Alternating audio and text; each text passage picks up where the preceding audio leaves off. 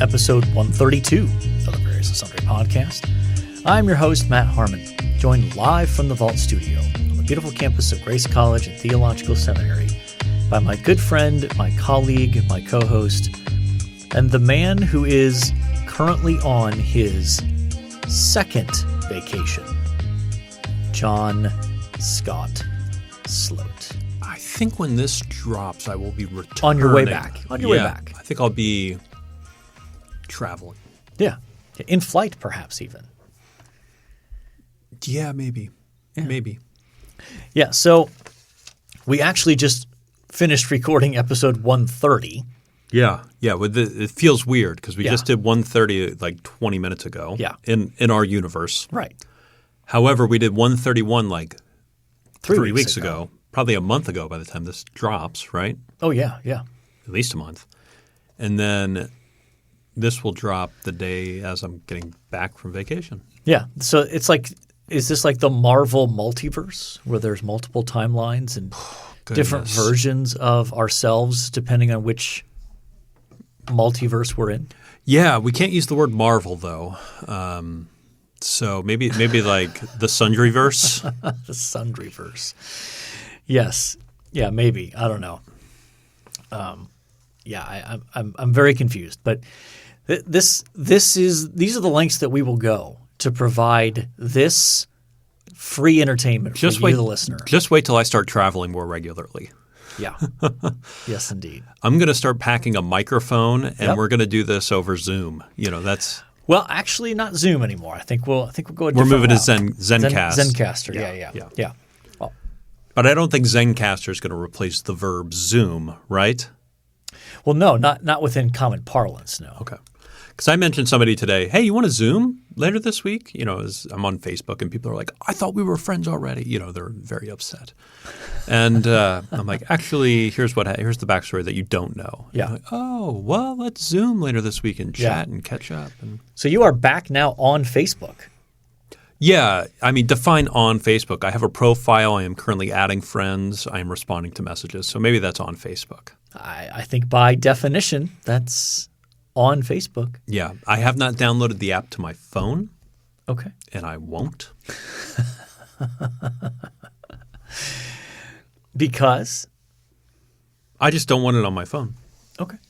I'm fearful they're listening to me in some form or fashion. Oh, they are. I know. That's why I don't have their app on my phone. Yeah, for sure. Anyway. So let's do the standards here. If you want to contact the show, we are on Twitter at VNSPod. You can email the show, variousandsundrypodcast@gmail.com.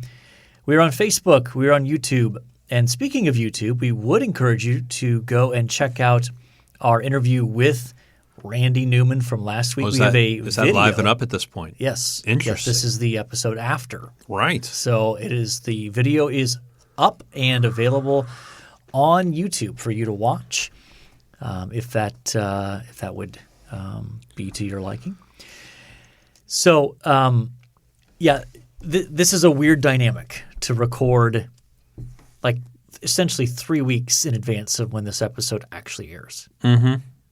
Yeah, that's kind of what we're doing. Yeah, it pretty much precludes doing anything topical or sort of relevant in terms of sports because who knows what's going on at that point. But I thought for our sports segment we could talk a little bit about kind of our hopes for the fall football season. Yeah. So those of you who might be new to the podcast, once the fall hits, the sports we're pretty heavy will be football. Heavy on football. John is a fan of the New York Jets. Mm-hmm. Mm-hmm. And John, why are you a fan of the New York Jets? Since we live here in Indiana. Yeah, I'm from Long Island originally. Okay. My dad remembers Joe Willie Namath winning the Super Bowl in '69, and so being from there, I think helps. Yeah, because it's not because the Jets have been this like historically great team that you're a bandwagon fan. You know? If that's the case, I'm on the worst bandwagon ever, or one of the worst bandwagons ever. Yeah. Yeah, it's been a struggle for sure. So let's talk a little bit about what are you hoping for the Jets this season? Last year they went 4-13. Yeah, I think 4-13. Yeah, the new math, right? This was also something you struggled goodness. with last year since it's a 17-game regular season. Let me tell you, anytime, ever since then, anytime there is math on the pod that I mention or try to do, at least one listener reaches out. Yes. Yeah, I think I'm hoping for so I think if we go 3-15 or 4 Can't go 3-15. Yeah, 3-14. Gosh, It'd have to be 3-14. 3-14 or 2-15. Sure, 4-13 again. Yeah. I think they're cleaning house. I think the GM is gone. I think the coaches are all gone. I think they have to be around 500 and be in. But you can't be. You can't be 500. Anymore. That's why I said around. And at the end of the season, be in. When they throw up like the playoff picture at the end of the season, they have in the hunt. I think they have to be one of those teams at the end of the season. Okay. I think they have to be in the hunt. All right. And that's going to be Zach Wilson's going to have to take a step forward for that to happen. I do think they've picked up some excellent off-season free agents to help them make things happen. Like they picked up another guard, they picked up a safety, they picked up a corner. Plus, they got Sauce Gardner in the draft as well as Garrett Wilson to give Zach Wilson an option. They got Braxton Berrios in the slot. They got Corey Davis on the outside. So they got Breece Hall from Iowa State. Okay. As a second option running back, kind of a home run hitter guy. Everything is pointing to that they are going to be an improved team this year. So in my wildest dreams, I'm thinking like 9-10 games they'll win. But I think in my more realistic, sober moments, it's probably closer to 500, if not just under 500. Okay. And I think everybody keeps their jobs if they're 500 because that's moving in the right direction at that point. Okay. That's probably right. Yeah. So, and how confident are you that Zach Wilson is the answer at quarterback? So he had a good end of the season. Mm-hmm. He's looked good at moments in training camp or in off-season workouts, OTAs, whatever you want to call them. He's looked pretty good. So I think with the end of last season, taking a step forward this year, he doesn't have to be perfect. He doesn't have to be Brett Favre or anything, but he interesting. You chose Brett Favre as the. He's kind of got a similar gunslinger style. Yeah, kind of just chuck it deep when all else fails, sort of moment guy to him. So, I think Brett Favre is a pretty good comp. Okay, but yeah, so I think that's where I'm at with the Jets. What do you think of that? Am I being reasonable? Well, they've got a tough division. Mm-hmm. I mean, the Bills are going to be terrific again. The Bills will be very good. Sadly, the Patriots will be mediocre. Mediocre plus. I think they're probably a 10-7 kind of team. You think so? Yeah. It's Belichick. Yeah. I'm not convinced that Mac Jones is a great quarterback, but Belichick is a master of figuring out how to win even despite not having great skill position players. He just is. Mm-hmm. So, and then the Dolphins added Tyreek Hill. That's all they added, though. I'm not sure they added many others. They're kind of a wild card to me. Not in the wild card spot, but just sort of like they could be 10-6. 10-7. 10-6. God. Adding in that extra game has really thrown me off. I know. I can tell. Oh, goodness. Danny's going to have a field day with this. So is Nate in Ohio. So is Nate, yeah, who is a math teacher. Yes, yes. But, or they could go down in flames. Okay. So. We shall see. Because they have a new coach, don't they? Or was that last offseason they fired their coach? I don't remember. And so the other team that gets a lot of discussion, football team, The Ohio State Buckeyes. is the Ohio State University. Did you see They trademarked the word the yeah. instead of the. Yeah, I'm going to be honest. I'm an Ohio State fan, obviously, but that just feels a little pretentious. I can get on board with saying that's pretentious. You saying it's a little pretentious might mean it's a lot of pretentious. Yeah. Anyway, it'll be interesting to see. Offensively, they should be arguably the best offense in the country next year or this upcoming season. C.J. Stroud is back. Okay. He was a Heisman finalist. So, he's gonna put up huge numbers. Despite the fact that they lost 2 first-round wide receivers, they've got a guy who, by admission of both of those first-round wide receivers, is better than them, Jackson Smith and Jigba, as well as 5 stars just everywhere in that wide receiver room. So they'll be fun to watch. They will be amazing to watch throwing the football. They also hired a new offensive line coach because they weren't satisfied with their ability to run the football. So there should be some improvement there. Okay. Hired a new defensive coordinator because last year our defense was terrible. It was bad. I watched a couple of Ohio State games. It was not pretty on the defensive end. It's what kept us from making the playoff. Yeah. So even a modest improvement. Here's my thought. Our offense is so good that even if we have a modest defense, we don't have to have a great defense. A reasonable defense is going to be enough to get us into the playoffs. Mm-hmm. And if we have a good defense, that makes us a national title contender. So, do you think you could get by with a bend, don't break? I think they have to be a little better. Like an old cover 2? They have to be a little better than that. Okay. So, but they brought in a defensive coordinator from Oklahoma State who had a top 5 defense in the country. And so Big 12, nonetheless, yeah. I'm optimistic that they'll make some necessary changes, and they continue to recruit at just a ridiculous level. This summer, they've gotten they had a stretch where in 3 consecutive days they got verbal commitments from 2 5-star wide receivers and a 4-star wide receiver. It's becoming the place that if you're an elite wide receiver coming out of high school, I'm not sure why you'd want to go anywhere else. Where is Urban Meyer at these days? Well, I think he has some sort of consulting role within the larger athletic department. Oh, at Ohio State? Really? I think. Because he was with Jacksonville for for not a season. I think he'll end up back in TV. Okay. Is my guess. You don't think USC? I thought USC was knocking at the door. No, USC hired Lincoln Riley. Oh, that's right. Oh, goodness, the carousel. Yeah. So I don't think – I don't know. I just think it might be difficult. It'd be difficult to hire him at a high-profile program. So he needs to go the way of Rick Pitino or something? Yeah, and I don't see him doing that. Yeah. I mean, TV's a good gig.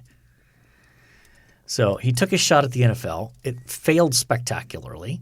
Oh, yeah. And so – next level failure. Yeah. Like there might be a documentary about that failure eventually. Sure. Yeah. At some point. So I think I also think Ohio State is highly motivated after losing to the team up north for the first time in like 10 years. So I think that's put a little extra fire in the program here. So I expect them to have a very good year. But it'll be fun to watch. I don't enjoy the stress level that it causes me because I care too much. But I enjoy watching them perform well. Yeah. I think I've only ever watched one Ohio State game with you, ever. Which one was that? That was the national championship. The first undisputed national championship game. You were there for that? Yep, sure was. Okay. Along with Nate in Ohio? Yeah, Nate was there. Your boys were there. Yeah. That was a fun game to watch. All right, ready to move on? Yeah, let's do it. Okay. So our topic for today, and I think this was your suggestion, if I remember correctly. right? Yeah, I so? think this is coming. I think I came up with this off the heels of Together for the Gospel. Okay. So today we're talking about the importance of ecclesiology. And before you sort of roll the eyes over at the $5 theology word, it simply means the study of the church, like how the church should function, how it should be governed, how it works, all that sort of stuff. So ecclesiology is just the fancy theology word for that. Yeah, and Scripture gives us some aspects of how churches should be organized, how churches should be run, but doesn't give us like a lot of detail. Yeah.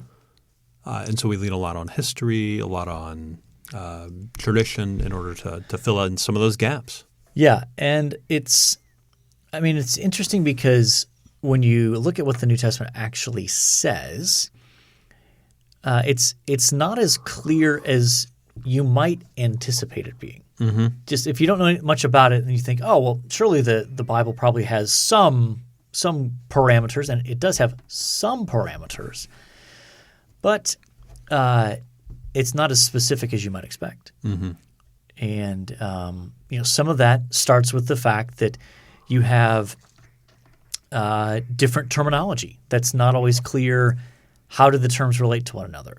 So, for example, you have elder and bishop and overseer. Well, depending on what sort of church tradition you kind of fall under, those could be all distinct things. Yeah. Or they could just be three different terms for one thing. It all depends on how you kind of put that together. Yeah. I think a good place to start is to think about what are some of those kind of basic things that the New Testament does affirm about how the church should function. So, John, where would you start with in terms of just some of the pieces that the New Testament gives us that say, well, this is what should be true of how the church functions and runs? So I think of two offices that come up regularly throughout at least Paul's writings. They seem to be elder seems to come up pretty regularly, and Paul has character qualifications for that role as well as a bit of a job description. And then deacon as well seems to be another one that comes out pretty regularly.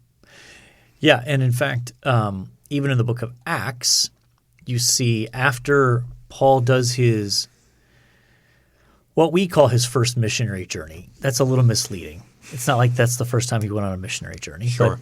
But, let's roll with it. As he plants these churches in Galatia, after he goes through, he comes back and he appoints elders in each of those congregations. And the obvious intention is that they exercise some measure of authority within that particular church. So at some basic level, that's sort of the non-negotiable. And it is interesting that it seems like there were multiple elders in these congregations. So Paul sort of implies that when he's writing to Timothy and Titus, that there should be multiple men in these churches. Yes. Yep. And there's another aspect that is more debated today than obviously it was 100 years ago, 200 years ago. But you and I both believe that the office of elder is restricted to men according to the New Testament. So there are obviously church traditions that disagree with that. So and you're right to point out that there are texts in both 1 Timothy and also in Titus that give pretty specific qualifications for pastors / elders. Now, again, I'm sort of importing a term there in terms of equating those two. Some would distinguish them. So those are some of the parameters, I think. One other parameter I'll add is what Paul says in Galatians 1 when he talks about the final authority in the church is the gospel message itself and not any individual human leader. I mean, Paul basically says if I or an angel from heaven preaches a different gospel than what we delivered to you previously, essentially let him be eternally damned. Mm-hmm. And then he says it again. Yeah. Right? He He doubles down. even puts himself under that. So even as an apostle, he's not like, well, I'm the final authority as an apostle just because I'm an apostle. Mm-hmm. So the authority doesn't ultimately rest in the office. It rests in the gospel message itself, which we access through the apostolic witness of the New Testament. So, Doc, let me ask you this. Why on earth is it important to have elders of a certain character, deacons of a certain character, these offices? Why can't we be more culturally driven but having the same message and just sort of do whatever fits our context best? Sort of a whatever works kind of situation. Yeah, well, I think ultimately it comes down to the New Testament gives us more specific guidelines than that. And we prefaced it by saying the New Testament is not as specific as you might anticipate it would be. But on the flip side, I'd say it's more specific than some people give it credit for. Yeah. In terms of the expectations of what qualifies for leadership, how it should be exercised with gentleness, with humility, with patience, and all those sorts of things, as well as the accountability that's built into that. Yeah. There are structures put in place for the accountability of elders, that they're not just to kind of be able to do their own thing without any measure of accountability. And it's for the flourishing of the church at the end of the day, right? Yeah, right. It's for the for flourishing of God's church, and to remind the elders that yes, you are in charge, but you are in a sense a steward, right, of God's church here. Yeah, and here's, in case this conversation sounds a little too kind of theoretical, let me try to bring it into a more practical, a more explicitly practical level. I'll frame it as a question. Should we refer to or think about a lead pastor, let's put it that way, as a CEO? Should we use that analogy? Should we essentially say, well, the pastor is the CEO of the church? Mm-hmm. Is that a good thing? Is that a bad thing? Is that helpful? Is it not helpful? What do you think? I'm asking you. Yeah, I don't think that's a good thing. Why not? Well, CEO is a specific title in our culture. It means certain things. Normally, it means that I am in charge of a company that is that the goal of the company is to turn a profit and to grow. That is not the goal of God's church. Like there's certainly like a way you could twist, right? Mm-hmm. Right, to go out to preach the gospel, to make converts, as a way to grow, quote unquote. But that's very different. In Scripture, from I believe 1 Corinthians, we see that God ultimately is the one that gives growth, not our strategies or our strategic plans or anything like that.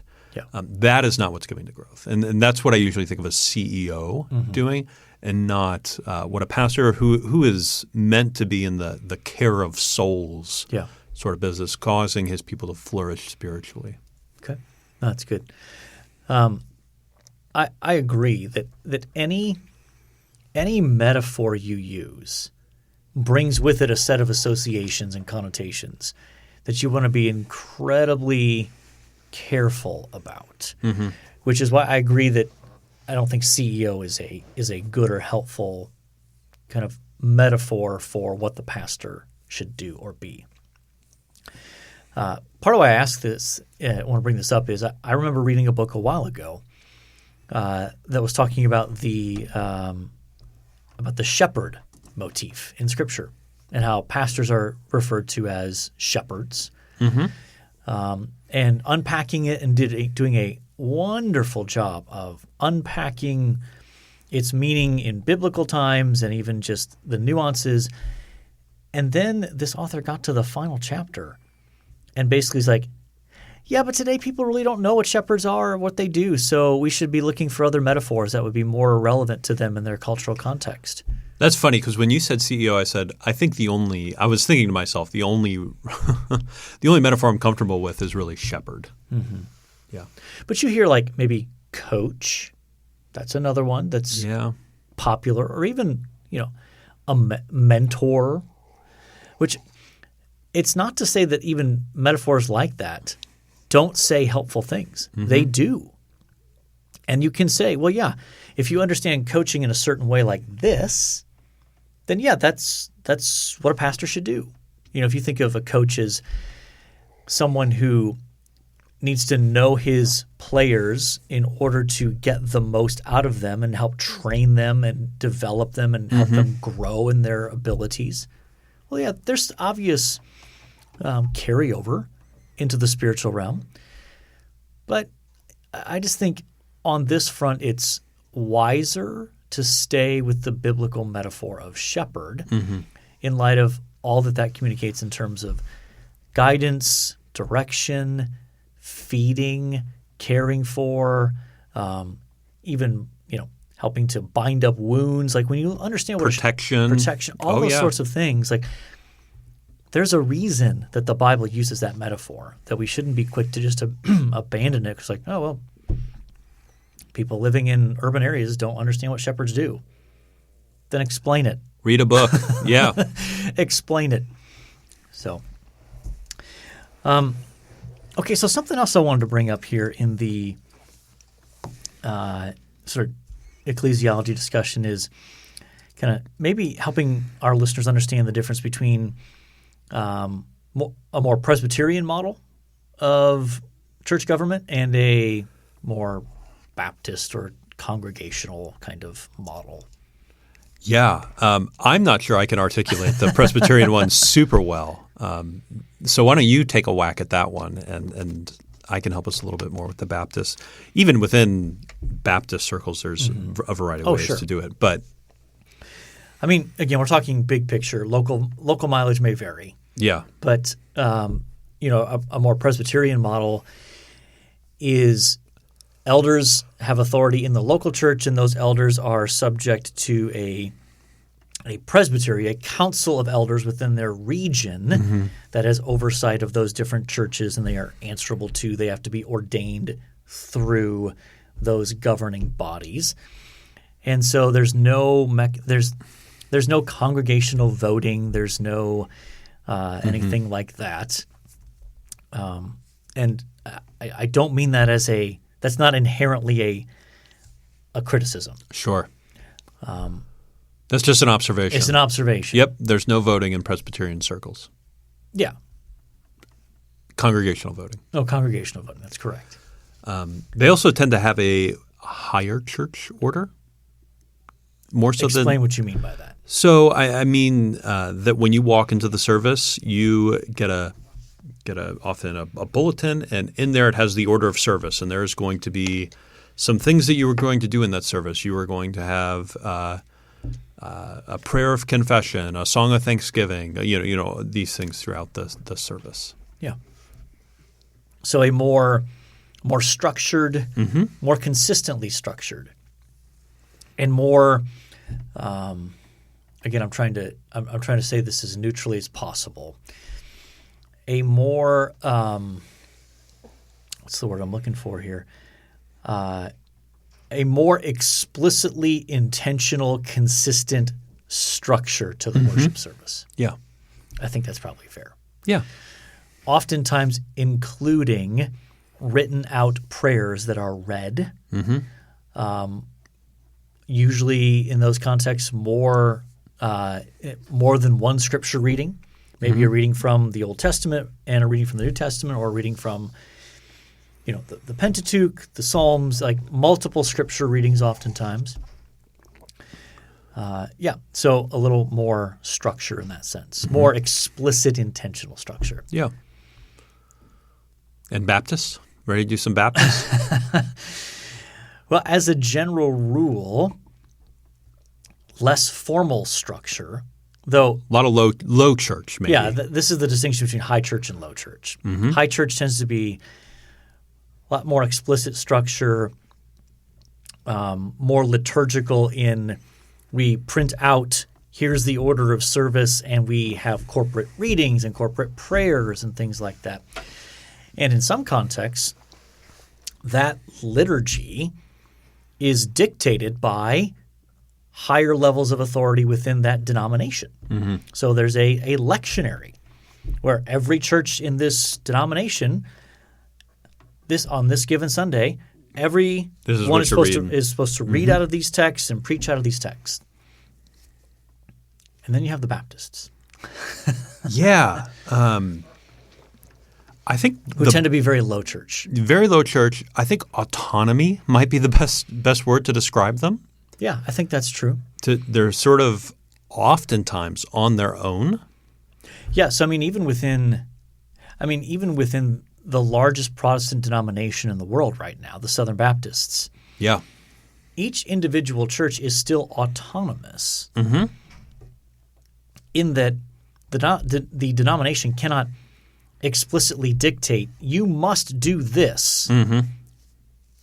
Now, what they can do is say, you're clearly out of step with who we are, and we will no longer allow you to be in our fellowship. Yeah. But that's different than saying, you must do this because you're a part of our denomination. Yeah, which is much more Presbyterian, high church. Yeah. Now, but I will, on a side note, even if you don't have a printed order of service, even if you don't have the corporate readings and the corporate prayers, almost every church has a liturgy. Of some kind or another. Of some kind or another. A consistent pattern of, every Sunday we get together, and even if it's not printed out in the bulletin, we start off with, the welcome, the announcements, we sing a couple songs, we have a prayer, we pass the plate, we sing another couple songs, then there's the sermon, then there's the song. Mm-hmm. And that's it. That's it. Yeah, that's a liturgy. That's still a liturgy. It's just a very low church liturgy. Yeah. Exactly. Baptists can kind of go either way on congregational voting or on elder rule. That's true. So I think I've been a part of both churches. Some that have some voting congregations, others have elder-led congregations. Yeah, I know. Our church. I know. Our church switched. It did. It switched teams. Yeah. It switched from being congregational to elder-led. Yeah, the church had to vote to give up its vote. Yeah. Which was fascinating. Yeah. Anyway, so that's one thing about the Baptists, the autonomy, they could go either way on low church or high church. Well, no, not low church or high church, but on congregational or elder rule. They do tend to be more on the low church end of things. There are some more structured, kind of more liturgical-ish Baptist churches out there. But yeah, I think that – is there anything else you'd add to the Baptist end of things? Those are the things that I think of when I think of eschatology – or eschatology, gosh. Not eschatology. Ecclesiology. Oh, my. That's a very different conversation. Oh, my. Ecclesiology. We're well over an hour into podcasting. Yeah, this is why we should not have hour-and-a-half episodes. Yeah, I did want to say – in connection with ecclesiology, I do think it is especially important in today's context to make sure that you have very clearly thought out and stated church constitution, church bylaws, and a statement of faith. And again, very few people get whipped up about these things. Mm-hmm. I certainly don't. I don't get whipped up. No, yeah. But by the time they matter the most, it's too late to change them typically. Yeah.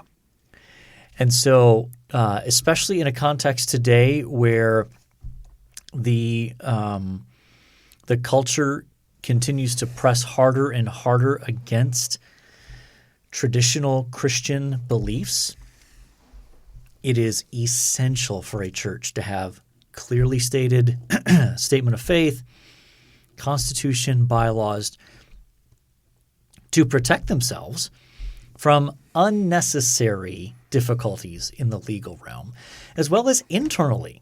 If you don't have clear bylaws, you can get into a mess if a situation comes up and it's not clear who has what authority to do what and to adjudicate what or to decide this or what mechanisms exist or those sorts of things. If you don't have those in place, it gets messy very quickly. Well, and that reminds me of the Rise and Fall of Mars Hill podcast. There was a lot of discussion about bylaws. There was a whole episode about their bylaws and some of those things and how it ultimately led to a lot of abuses in that church. Yeah, for sure. And I know our church has several times over the past decade revisited those to make sure that we're especially in step with some of the having clear statements on our views on sexuality and other things that could get you into some serious trouble legally if you don't have your T's crossed and your I's dotted. Mm-hmm.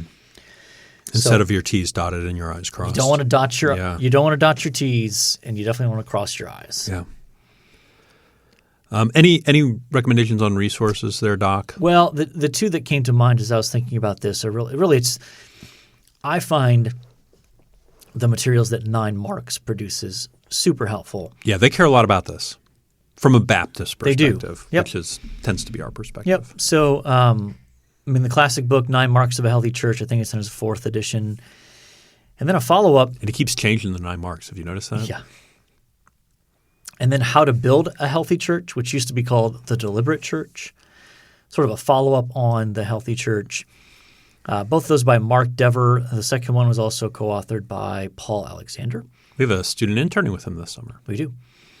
And then 9 Marks has started a series of books on just different topics. Like there's a book on deacons. There's a book on evangelism. There's a book on prayer. So kind of unpacking further in short – most of those books end up being like 100 pages. Yeah, they're not very long. Membership, I think, is one. Yep. Evangelism. Yeah, just good, thoughtful discussion of those from a biblical perspective and how they flesh themselves out in the local church. Mm-hmm. So, anything else on that before we move on? I don't think so, no. All right. Let's move on to this day in sports history. Okay, so this will drop on July 12th, which is kind of funny to talk about. Yeah, since today is what? June 27th? Yeah, I think we're somewhere in that ballpark. 1901, Cy Young wins his 300th game, he finished his career with 511 wins. Yeah, 100 more than the next guy. That's impressive. Cy Young. That will never be broken. Yeah, no wonder they named an award after him. Yeah, that makes sense. Yeah. 1921, Babe Ruth set a record for 137 career home runs. Yeah, he went on to hit a few more. I'd say so. 1949, baseball owners agreed to erect warning paths before the fence. Yeah. The warning track. The warning track. Yeah. I didn't realize that came up in 49. Yep. Amazing what happens after World War II. It's just like, yeah. Yeah, anyway. I mean, hey, you create the nuclear bomb, you're thinking, well, what else can we do? Yeah. Warning tracks. Yeah.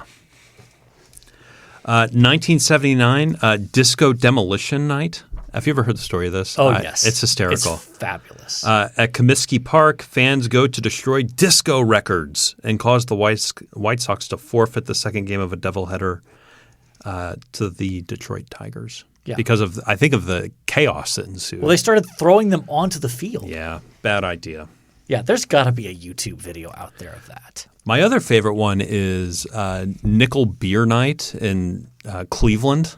Have you heard about this? I don't think so.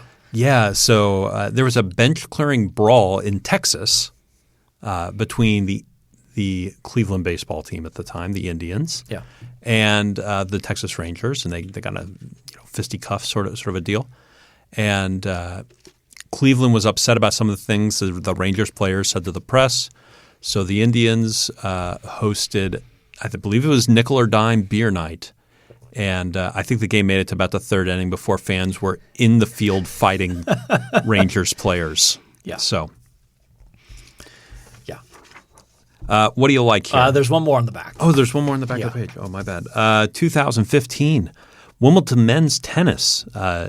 Novak Djokovic, gosh, starts with a D, successfully defends his title for his third Wimbledon crown, beating Roger Federer. Yeah. So I think Disco Demolition Night is the pick. Probably. I mean, that's just epic and legendary in my mind. You good with that one? I'm good. Okay. One thing you liked. Okay. So I am just getting back from Florida when this drops. And one of the things we love about being down in St. Augustine, Florida, is there is this shaved ice place called Mr. Morgan's. And my wife and I are eagerly anticipating going there. I said, let's go every day. She said, that's too much. I said, let's go to every other day. She agreed. So we are very excited about Mr. Morgan's shaved ice. Why is every day too much? They're quite large shaved ice. I mean, obviously, this is audio medium. Yeah, but I mean, just like a good hunk of shaved ice with like ice cream in there. Also, it's very good.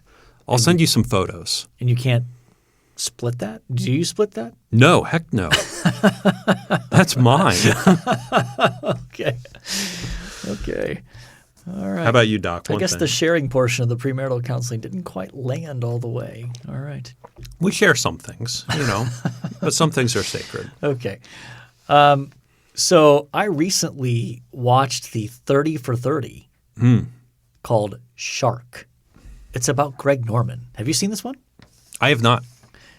I mean, Greg Norman was a big deal into your elementary years, probably. I remember late Greg Norman. Yeah. Yeah.